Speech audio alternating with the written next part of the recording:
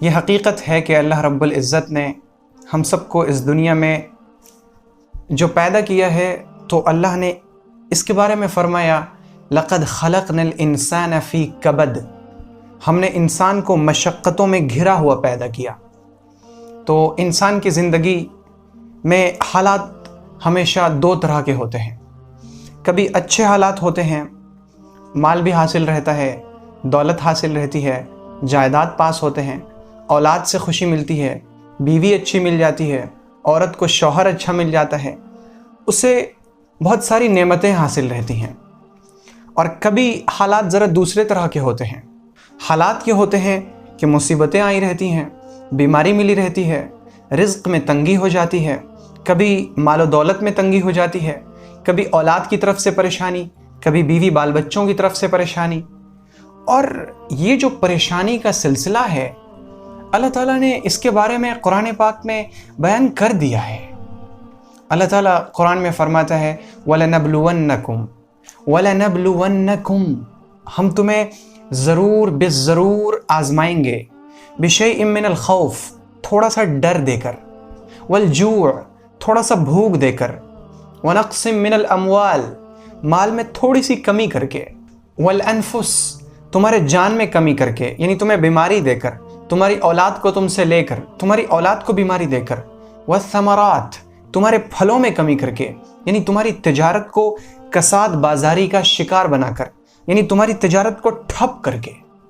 وَبَشِّرِ الصَّابِرِينَ، لیکن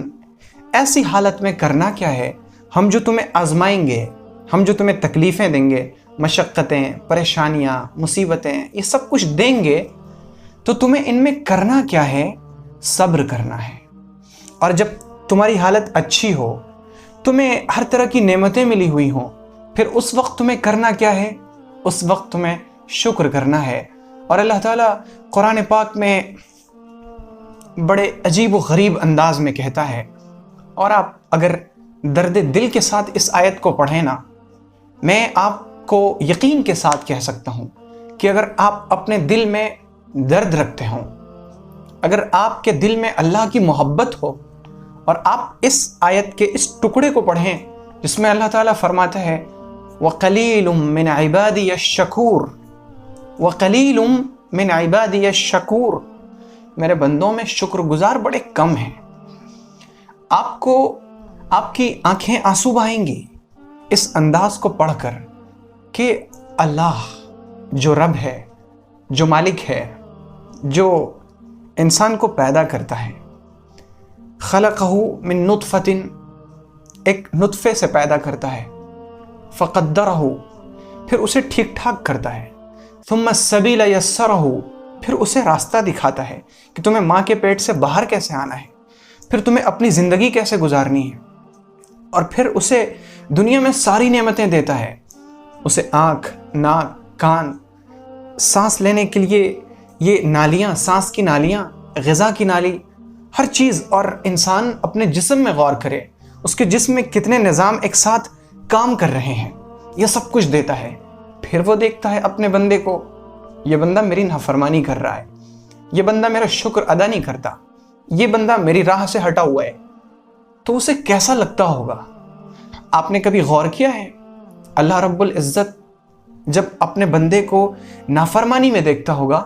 کہ میں نے اس بندے کو ساری چیزیں دیں، پھر بھی کیا بات ہے کہ یہ شکر نہیں کرتا، کیا بات ہے کہ یہ مجھے سجدہ نہیں کرتا، کیا بات ہے کہ یہ مجھے پکارتا ہی نہیں، کیا بات ہے کہ یہ مجھے بھولا رہتا ہے؟ آپ نے کبھی غور کیا کہ اللہ کو کیسا لگتا ہوگا؟ اور اللہ تعالیٰ کس انداز میں کہتا ہے وَقَلِيلٌ مِّنْ عِبَادِيَ الشَّكُورُ، میرے جو بندے ہیں نا، ان میں شکر گزار بڑے کم ہیں، شکر کرنے والے بہت کم ہیں۔ تو ہماری ذمہ داری ہے کہ ہم کم از کم ان لوگوں میں نہ آئیں جن کے بارے میں اللہ نے فرمایا کہ یہ لوگ ناشکرے ہیں، ہم ان میں آئیں جن کے بارے میں اللہ فرماتے ہیں یہ بڑے کم ہیں۔ ہم کم لوگوں میں ہی شامل رہیں گے لیکن ہم شکر گزار رہیں گے، ہم اللہ کے ناشکرے نہیں رہیں گے۔ تو جب حالات اچھے ہوں ہمیں شکر کرنا ہے، جب حالات بظاہر برے ہوں، دنیا کے حساب سے مصیبتیں آئی ہوئی ہوں، ہمیں صبر کرنا ہے، میں اس علمی مجلس کی سب سے پہلی بات اسے ہی خیال کرتا ہوں کیونکہ ہم میں سے ہر شخص انہی دو طرح کے حالات سے گھرا ہوا ہے، اچھے حالات یا برے حالات۔ اچھے حالات ہیں شکر کرنا ہے، برے حالات ہیں صبر کرنا ہے، اور اسے اپنی زندگی میں لانا ہے، اسے اپنی زندگی میں لانا ہے۔ صرف زبان سے دعوے کرنا کہ میں صبر کرتا ہوں، صرف زبان سے یہ کہنا کہ میرے اوپر حالات ہیں لیکن میں صبر کر رہا ہوں، اور ہمارا دل ہو کہ اللہ رب العزت کی دی ہوئی حالت پر راضی ہی نہ ہو، اسے صبر نہیں کہتے ہیں۔ صبر کا مطلب ہی ہے کہ اللہ نے جو حالت ہمیں دی ہے اسے ہم اپنے لیے بہتر خیال کریں۔ اللہ رب العزت نے ہمیں غریب رکھا ہے، ہم اسے اپنے لیے بہتر سمجھیں۔ اللہ نے ہمیں اولاد نہیں دی، ہم اسے اپنے لیے بہتر سمجھیں۔ اللہ رب العزت نے ہم سے ہمارا عہدہ واپس لے لیا، اسے ہی ہم اپنے لیے بہتر خیال کریں۔ اللہ رب العزت نے ہم سے ہماری اولاد چھین لی، اسے ہی ہم اپنے لیے بہتر خیال کریں۔ اللہ تعالیٰ نے ہماری تجارت کو بہت نیچے کر دیا، اسے ہم اپنے لیے بہتر سمجھیں۔ دل سے اللہ کی دی ہوئی حالت پر راضی ہو جانا، یہی ہے صبر، اور یہی ہیں وہ لوگ جن کے بارے میں اللہ نے فرمایا وَبَشِّرِ الصَّابِرِينَ، ان صبر کرنے والوں کو خوشخبری سنا دیں۔ خوشخبری سنا دیں انہیں، کس چیز کی خوشخبری؟ ظاہر ہے کہ اللہ رب العزت جب یہ کہے کہ میرے اس بندے کو خوشخبری سنا دیں تو اس کا سب سے سیدھا مطلب یہ ہوتا ہے کہ اسے خوشخبری سنا دیں کہ اس سے میں راضی ہو گیا، خوشخبری ہو اس کے لیے کہ اسے عرش کا سایہ مل گیا، خوشخبری ہو اس کے لیے کہ اس کے لیے پل صراط سے گزرنا آسان ہو گیا، خوشخبری ہو اس کے لیے کہ اسے جنت مل گئی، خوشخبری ہو اسے کہ اسے جنت کے اعلیٰ درجات مل گئے۔ تو اللہ تعالیٰ یہ خوشخبری ان لوگوں کو سناتا ہے جو برے حالات میں، مصیبت میں، اس وقت جب دل بہت تنگ ہو، جب ایسا لگتا ہو کہ اب جینا بہت مشکل ہے، جب حالات ایسے ہوں کہ ایسا لگتا ہو کہ اب جی کر کریں گے کیا، دل بہت تنگ ہو، دل بہت پریشان ہو،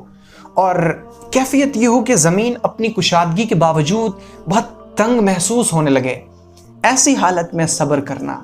اللہ کی دی ہوئی حالت پر راضی ہو جانا، یہی ہے صبر۔ اور ایسے ہی لوگوں کو اللہ تعالیٰ کہتا ہے کہ انہیں خوشخبری سنا دیجئے۔ تو حالات میرے بھائی اور میری بہن جیسے بھی ہوں، اچھے حالات ہوں شکر کی عادت ڈالیں، برے حالات ہوں صبر کی عادت ڈالیں، تو شکر اور صبر ہماری زندگی کا جز بن جائے۔ یہ میرا سب سے پہلا پیغام ہے۔